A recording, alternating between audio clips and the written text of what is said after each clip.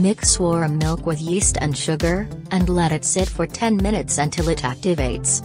In a separate bowl, mix eggs with butter at room temperature and 3 tablespoons of sugar. Then add salt and the activated yeast mixture, and mix well.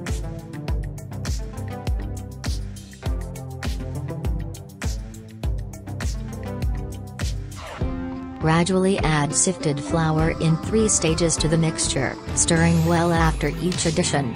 Knead the dough for about 10 minutes until it becomes smooth and uniform. Grease a bowl, place the dough inside, cover it, and let it rest in a warm place for 1 hour.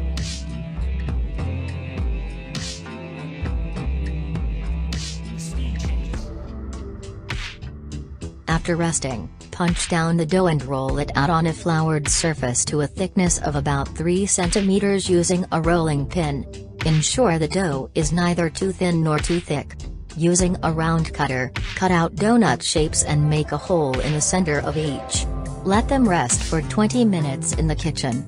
Fry the donuts in hot oil until golden brown on both sides.